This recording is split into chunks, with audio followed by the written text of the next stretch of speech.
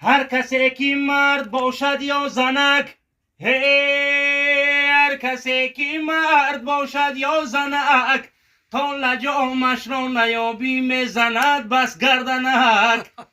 تا لجامش را نیابی میزند بس گردنک. ای سرگهی سرچشمه به باغ رفته، با صد علم او حسرت داغ رفتیم. در محفل بلبلا به ما در بستن، هی بر انجمنی قرقری زاغ رفتیم. در خانه سلیمانی چشیدیم نمکه، در میرزا علی دیدیم خیشی زنکه. پر درد علم بدای دلی خیشی زنک، یک باره یکی در عربا زد فلکه. جود سنگای عربا تا گل خیرمن غلزار، سر در سری هر سنگ غمون خوسه هزار. با خیشی زنک رفته زیارت کردیم، ما گفته مردک در پیست مزار.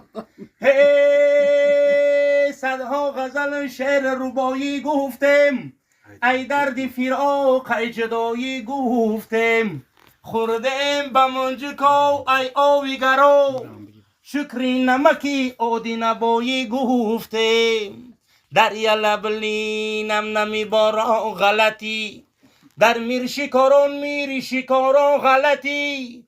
پیش ای رمضان بود رمضانم رای ما، بود سیر سفرم رای یاران غلطی. ای جلگه گذشته آویا را دیدم، هی گویا که تمامی آسیا را دیدم. زیرازی بلندی سری ممنوگاه، یک نیمی مزاری اولیا را دیدیم.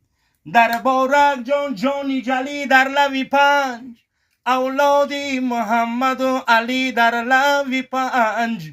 پشت و پنه سرحد بانان، شیخیار محمدی ولی در لبی پنج. افسوس انار باغ را سیل زده است، آن گوهری چیل چراغ را سیل زده است. خواجه گل خم داند بی بی گل